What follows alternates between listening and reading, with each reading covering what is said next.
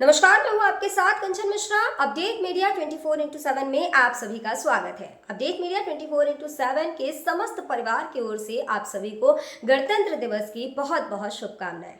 यह दिन हमारे देश की स्वतंत्रता, समानता और भाईचारे का प्रतीक है। 26 जनवरी 1950 को हमारा संविधान लागू हुआ था, जिसने हमें लोकतंत्र में अपने अधिकारों और कर्तव्यों का बोध कराया। हमें गर्व है कि हमारे संविधान ने हर नागरिक को समानता, स्वतंत्रता और न्याय का अधिकार दिया है। यह दिन भारत के संविधान लागू होने की याद में मनाया जाता है। भारत का संविधान 26 जनवरी 1950 को लागू हुआ था। इस दिन दिल्ली के राजपथ पर परेड और झांकियां निकाली जाती हैं। भारत के राष्ट्रपति तिरंगा फहराते हैं और 21 तोपों की सलामी दी जाती है। आओ झुककर सलाम करें उन्हें जिनके हिस्से में ये मुकाम आता है। खुशनसीब होता है वो खून जो देश के काम आता है। ना पूछो जमाने से कि क्या हमारी कहानी है, हमारी पहचान तो बस इतनी है कि हम सब हिंदुस्तानी हैं। ना जियो धर्म के नाम पर, ना मरो धर्म के नाम पर, इंसानियत ही है धर्म वतन का, बस जियो वतन के नाम पर। एक बार फिर से आप सभी को अपडेट मीडिया 24x7 के समस्त परिवार की ओर से गणतंत्र दिवस की बहुत। भारत का गणतंत्र दिवस 26 जनवरी को क्यों मनाया जाता है? जैसा कि आप जानते हैं कि गणतंत्र दिवस हमारा राष्ट्रीय पर्व है जो 26 जनवरी को मनाया जाता है। हर साल गणतंत्र दिवस के दिन भव्य परेड का योजना बनाया जाता है जो इंडिया गेट से राष्ट्रपति भवन तक होता है। इस परेड के दौरान थल सेना, वायुसेना और नौसेना के जवान शामिल होते हैं। इस परेड के दौरान तीन सेनाओं के प्रमुख राष्ट्रपति को सलामी देते हैं। यही नहीं, इस दिन तीन सेनाएं आधुनिक हथियारों का प्रदर्शन भी करती हैं जो राष्ट्रीय शक्ति का प्रतीक है। लेकिन आप जानते हैं कि गणतंत्र दिवस 26 जनवरी को ही क्यों मनाया जाता है? दरअसल 1950 ईस्वी में मुझे भारत सरकार अधिनियम को हटाकर भारत का संविधान लागू किया गया था। संविधान को लागू करने के लिए 26 जनवरी का दिन इसलिए चुना गया क्योंकि साल 1929 में दिसंबर में लाहौर में भारतीय राष्ट्रीय कांग्रेस का अधिवेशन पंडित जवाहरलाल नेहरू की अध्यक्षता में हुआ था। इस अधिवेशन में प्रस्ताव पारित कर इस बात की घोषणा की गई कि यदि अंग्रेज सरकार द्वारा 26 जनवरी 1930 तक भारत को स्वतंत्र देश का दर्जा नहीं दिया गया तो भारत को पूर्ण रूप से स्वतंत्र देश घोषित कर दिया जाएगा।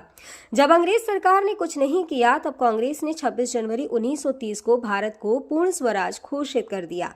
26 जनवरी 1950 के दिन सुबह 10:18 पर भारत एक गणतंत्र बना। इसके 6 मिनट बाद 10:24 पे राजेंद्र प्रसाद ने भारत के पहले राष्ट्रपति के रूप में शपथ ली।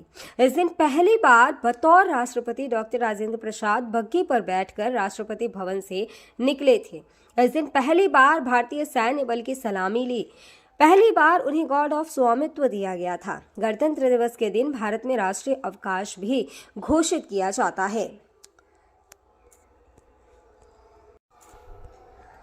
यह हमारे देश के लिए बेहद ही खास पर्व है। साथ ही यह हमारे लिए बेहद ही गर्व का विषय है कि हमारे राष्ट्र को एक गणराज्य के रूप में स्थापित हुए 76 वर्ष पूरे हो चुके हैं। देश की संप्रभुता और एकीकरण को दर्शाने वाला यह त्योहार हर भारतीय के मन में देशभक्ति की भावना का संचार करता है। 26 जनवरी 1950 21 तोपों की सलामी के साथ तिरंगा फहराते हुए राष्ट्रपति डॉक्टर राजेंद्र प्रसाद ने स्वतंत्र भारत का स्वनिर्मित संविधान लागू किया।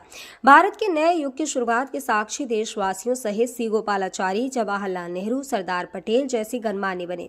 मात्र 3 साल पहले आजादी की सुबह देखने वाले देश ने अपना संविधान बनाकर विश्व को अपनी संप्रभुता का परिचय दिया। हालांकि ये डगर इतनी आसान नहीं थी। इतिहास के पन्नों को टटोले तो मालूम होता है कि स्वराज के साथ ही अपने संविधान, हक और हुकूम की लड़ाई बेहद चुनौती भरी थी। दरअसल अंग्रेजों की गुलामी से त्रस्त देशवासियों को प्रथम विश्व युद्ध के दौरान एक सुनहरा अवसर हाथ लगा जब ब्रिटेन की ओर से मदद की गुहार लगाई गई। भारतीयों ने सहर्ष प्रस्ताव स्वीकार किया और वर्ल्ड वॉर में ब्रिटेन के साथ खड़े नजर आए। यह उद्देश्य के साथ कि उन्हें आगे चलकर अंग्रेजों की हुकूमत से आजादी मिल जाएगी। लेकिन एक बार फिर अंग्रेज अपनी बात से पलटते नजर आए और आजादी के बदले लेकर आए भारत सरकार अधिनियम 1919। इस अधिनियम का असर ये रहा कि देश के कुछ बड़े प्रांत में दोहरी शासन प्रणाली व्यवस्था लागू हुई। इसके तहत स्वास्थ्य, शिक्षा, कृषि जैसे विषयों को भारतीय मंत्रियों के सम्मुख सौंप दिया गया था। वहीं दूसरी तरफ से सैन्य, रक्षा और विदेशी मसले जैसे अहम मुद्दे वायसराय के अधिकार क्षेत्र में रहे। इसके अनुरूप भारतीयों को यह आश्वासन दिया गया कि इस अधिनियम से पड़ने वाले प्रभावों का विषय में भविष्य में आकलन किया जाएगा। अंग्रेजों के इसी कदम ने जमीन तैयार की साइमन कमीशन की। जो साल 1928 में भारत की धरती पर दाखिल हुआ।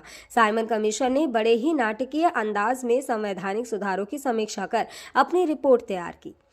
लेकिन अब समय बदल गया है। अब देशवासी अंग्रेजों के बहकावे में नहीं आने वाले थे, क्योंकि स्वराज के साथ साथ अपने संविधान की मांग भी धीरे धीरे देशवासियों के मन में परवान चढ़ने लगी थी। साइमन कमीशन रिपोर्ट के बाद देश भर में जमकर आंदोलन हुए। इसे शांत करने के लिए ब्रिटिश सरकार ने राउंड टेबल कॉन्फ्रेंस का आयोजन किया। हालांकि देश के सभी वर्ग के नेता इसमें शामिल नहीं थे, इसलिए ये एक असफल प्रयास सिद्ध हुआ। लेकिन जहां एक तरफ ब्रिटिश हुकूमत भारतीयों के इरादों को एक बार फिर भुलाने के जद्दोजहद में लगी थी, तो वहीं दूसरी तरफ देश के वीर सपूतों ने अपने संविधान का खाका तैयार भी कर लिया था। साल 1928 में मोतीलाल नेहरू सहित 8 कांग्रेस नेताओं ने एक संविधान का मसूदा तैयार किया, जिसकी नींव 1921 में भारतीय राष्ट्रीय कांग्रेस के कराची अधिवेशन में तय की गई थी।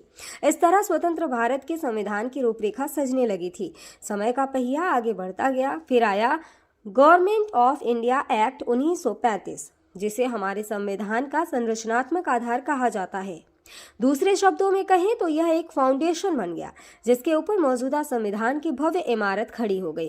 एक्ट 1935 भारत के लिए आज़ादी की सुगबुगाहट के साथ आया, लेकिन आज़ादी की आहट के साथ मुस्लिम लीग और कांग्रेस के बीच मतभेदों की खाई गहरी होती जा रही थी। दोनों के बीच तल्खियां इतनी बढ़ चुकी थी कि बुनियादी मुद्दों पर भी समझौते की गूंज तक नहीं रही थी। हालांकि इन सभी विवादों से आगे बढ़ते हुए भारतीय नेता अपने लक्ष्य की ओर बढ़ रहे थे। दूसरे विश्व युद्ध के दौरान 1945 में सभी पार्टियों की सहमति से संविधान का प्रारूप तैयार कर लिया गया था, जिसे सार्वभौमिक वयस्क फ्रेंचाइजी स्वतंत्रता और समानता के साथ अल्पसंख्यकों के अधिकारों की रक्षा का विशेष ध्यान रखा गया था। इसके साथ ही भारत छोड़ो आंदोलन और आजाद हिंद फौज की निर्भीकता ने अंग्रेजों ने भारत में अनंत काल तक राज करने का सपना चूर चूर कर दिया था। जैसे जैसे भारतीय राष्ट्रीय आंदोलन जोर पकड़ता गया, ब्रिटिश हुकूमत पर संविधान निर्माण के लिए संविधान सभा के गठन का दबाव भी बढ़ता गया। इस गहमा गहमी के बीच आखिरकार 9 दिसंबर 1946 में नई दिल्ली के संवैधानिक हॉल में संविधान सभा की पहली बैठक हुई, जिसमें महात्मा गांधी को छोड़कर उस वक्त के राष्ट्रीय आंदोलन से जुड़ी करीब हर बड़ी शख्सियत शामिल थी, जिसका मुस्लिम लीग ने भारत को 2 हिस्सों में बांटे नए मुल्क पाकिस्तान की मांग को लेकर बैठक का बहिष्कार किया। लिहाजा पहली बैठक में कुल 207 सदस्यों ने हिस्सा लिया, जहां सभा के सबसे वरिष्ठ सदस्य डॉक्टर सच्चिदानंद सिन्हा को सभा का अस्थायी सदस्य चुना गया। हालांकि 2 दिन बाद 11 दिसंबर को डॉक्टर राजेंद्र प्रसाद सभा के अध्यक्ष निर्वाचित हुए और डॉक्टर एच.सी. मुखर्जी और वी.टी. कृष्णमाचारी को सभा का उपाध्यक्ष बनाया गया। इसी कड़ी में आया सुनहरा दिन 15 अगस्त 1947 का, जब गुलामी की बेड़ियों को तोड़ भारत ने आज़ादी की नई सुबह देखी। देशवासियों में जोश भरते हुए आज़ाद भारत के प्रथम प्रधानमंत्री जवाहरलाल नेहरू ने बुलंद आवाज में देश को संबोधित किया। इतिहास के पन्नों में यह भाषण ट्रस्ट विद डेस्टिनी नाम से दर्ज हुआ। इसके साथ ही तेज हुई संविधान निर्माण की प्रक्रिया। आज़ादी के बाद चुनौतियों में इजाफा हुआ। संविधान पर सामग्री की कमी थी, लेकिन उसका सही चयन और उचित व्याख्या का काम बहुत जटिल था। बी.एन. राव द्वारा तैयार किए गए संविधान के प्रारूप पर विचार विमर्श करने के लिए संविधान सभा 29 अगस्त 1947 को एक संकल्प पारित करके प्रारूप समिति का गठन किया। इसके अध्यक्ष के रूप में डॉक्टर भीमराव अंबेडकर को चुना गया। इस समिति में अंबेडकर के अलावा 6 और सदस्य थे। संविधान निर्माण के दौरान कई अहम फैसले लिए गए, जिसके राष्ट्रमंडल के समूह में भारत की सदस्यता, राष्ट्रध्वज का चयन, साथ ही राष्ट्रगान और राष्ट्रनीति का चुनाव शामिल था। यहाँ दिलचस्प बात यह है कि संविधान में सबसे पहले नंबर पर आने वाली उद्देशिका सबसे अंत में पारित हुई। संविधान अगर राजनीतिक असंवैधानिक दस्तावेज है, तो पीएमएल एक ग्रंथ को दार्शनिक नजरिया प्रदान करती है। डॉक्टर भीमराव अंबेडकर की अगुवाई में संविधान निर्माताओं ने 60 देशों के संविधानों का अध्ययन किया। 4 नवंबर 1948 को संविधान का अंतिम प्रारूप पेश किया। संविधान तैयार करने के बाद मुश्किल खड़ी हुई कि इसे सुंदर अक्षरों में पिरोकर कैसे संजोया जाए। इस उधेड़-बुन के बीच प्रेम बिहारी नारायण रायजादा का नाम सामने आया, जो कि अपने दौर के सबसे विख्यात कैलीग्राफर थे। उसके बाद भारत का संविधान प्रेम बिहारी नारायण रायजादा सुलेख फॉन्ट में लिखा गया। उसके प्रत्येक पृष्ठ को नंदलाल बोस के मार्गदर्शन में शांति निकेतन के कलाकारों द्वारा अलंकृत किया गया। इस तरह कुल 2 साल 11 महीने और 18 दिनों में विश्व के सबसे बड़े लोकतंत्र का स्वनिर्मित संविधान बनकर तैयार हुआ। आधिकारिक तौर पर 26 नवंबर 1949 को संविधान को पारित किया गया, जिस पर संविधान समिति के 15 महिलाओं सहित 284 सदस्यों ने हस्ताक्षर किए। वहीं संविधान लागू करने के लिए 26 नवंबर को चुना गया, क्योंकि 26 जनवरी 1930 को भारतीय कांग्रेस के लाहौर अधिवेशन में पूर्ण स्वराज का प्रस्ताव रखा गया था। इतिहास में इसे प्रथम स्वतंत्रता दिवस के रूप में भी जाना जाता है। यही कारण है संविधान लागू करने के लिए भारत के प्रथम स्वतंत्रता दिवस यानी 26 जनवरी को चुना गया। 26 जनवरी 1950 दिल्ली की सर्दी को देशभक्ति मात दे रही थी, जब राजगोपालाचारी ने अपने शब्दों में भारत को संप्रभु लोकतांत्रिक गणतंत्र घोषित किया। इसके बाद डॉक्टर राजेंद्र प्रसाद को भारत के पहले राष्ट्रपति की शपथ दिलाई गई। उसके बाद सार्वजनिक समारोह की शुरुआत हुई, जिसमें राष्ट्रपति डॉक्टर राजेंद्र प्रसाद और मुख्य अतिथि इंडोनेशिया के अध्यक्ष सुकर्नो हुए और मुख्य अतिथि इंडोनेशिया के अध्यक्ष सुकर्नो भी शामिल हुए। इसी तरह दिनांक 26 जनवरी 1950 इतिहास के पन्नों में स्वर्णिम अक्षरों में दर्ज हो गया। ग्राम मरोई ब्लॉक लाइंस आरजी जनपद बनारस प्रधान अजय जी की ओर से समस्त गांव वासियों, नगर वासियों और देशवासियों को गणतंत्र दिवस की बहुत बहुत शुभकामनाएं। और साथ ही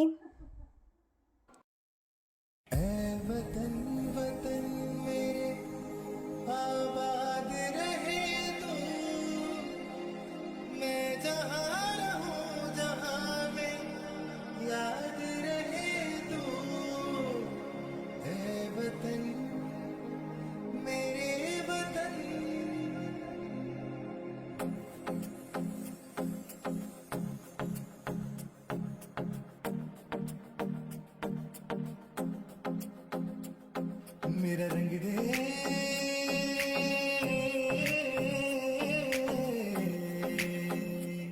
मेरा रंग दे बसंती चोला माए रंग दे, मेरा रंग दे बसंती चोला माए रंग दे, मेरा रंग दे बसंती चोला रंग दे। भारत में एक और बीमारी ने दस्तक दे दी है। ये बीमारी है HMPV। चीन के बाद अब भारत में भी HMPV ने दस्तक दे दी है। भारत में HMPV के 2 केसेस मिले हैं, जिसके बाद लोगों के मन में डर और सवाल पैदा हो गए हैं। सवाल ये कि HMPV वायरस क्या है, HMPV वायरस के लक्षण क्या है, HMPV वायरस से कैसे करें बचाव और क्या HMPV कोई नया वायरस है। अगर आपके मन में भी ये सवाल है तो यहाँ आपको हर सवाल के जवाब मिल जाएंगे। चीन में ह्यूमन मेटान्यूमो वायरस की वजह से वायरल बुखार श्वसन संक्रमण के बड़े मामले सामने आ रहे हैं। कर्नाटक में 2 मामले सामने आए हैं, जिनमें बेंगलुरु में भी 8 महीने की बच्ची में इस वायरस के संक्रमण का मामला सामने आया है। अब सवाल ये है कि आखिर HMPV क्या है। HMPV यानी ह्यूमन मेटान्यूमो वायरस एक श्वसन वायरस है जो फ्लू जैसे लक्षण पैदा करता है। अब निचले और ऊपरी श्वसन संक्रमण जैसे सर्दी का कारण बनता है। यह एक मौसमी बीमारी है जो आमतौर पर सर्दियों और शुरुआती वसंत में होती है, जो RSV यानी रेस्पिरेटरी सिंसिटियल वायरस और फ्लू के समान होते हैं। इससे बचाव के लिए HMPV आमतौर पर बच्चों में ही डिटेक्ट होता है। सभी फ्लू सैंपल में से 0.7% में HMPV होते हैं। इसके लक्षण है कि HMPV वायरस को ह्यूमन मेटान्यूमो वायरस या ह्यूमो वायरस कहते हैं, जिसके लक्षण काफ़ी हद तक सामान्य सर्दी जुकाम के समान होते हैं। सामान्य मामलों में यह खांसी या गले में घरघराहट, नाक बहने या गले में खराश का कारण बनता है। छोटे बच्चों या बुजुर्गों में HMPV का संक्रमण गंभीर हो सकता है। कमज़ोर ह्यूमन सिस्टम वाले लोगों में भी ये वायरस गंभीर बीमारी का कारण बन सकता है। कहा जा रहा है कि इस वायरस से संक्रमित मरीजों में सांस लेने में दिक्कत और फ्लू जैसे लक्षण दिखाई दे रहे हैं। इसके इलाज के लिए ज़रूरी है कि इसमें सबसे ज़रूरी होता है कि अगर आपको HMPV के होने का संदेह होता है या इस तरह के कोई लक्षण आपको नज़र आते हैं तो बिना डॉक्टर के सलाह के कोई भी एंटीवायरल दवाओं का इस्तेमाल ना करें। सांस की बीमारी से जुड़े एक्सपर्ट ने लोगों को मानव मेटान्यूमो वायरस से लड़ने के लिए एंटीवायरल दवाओं का आंख बंद कर उपयोग न करने की सलाह दी है। ऐसे में सावधानी बरतें और बिना डॉक्टर के सलाह के कोई भी दवा न लें। फिलहाल इसका कोई टीका अब तक नहीं है। इसके लक्षण जैसा हम पहले ही बता चुके हैं कि सर्दी जुकाम होते हैं। 2023 में England, Britain, Finland, Australia, Canada, America और चीन में HMPV का पता चला था।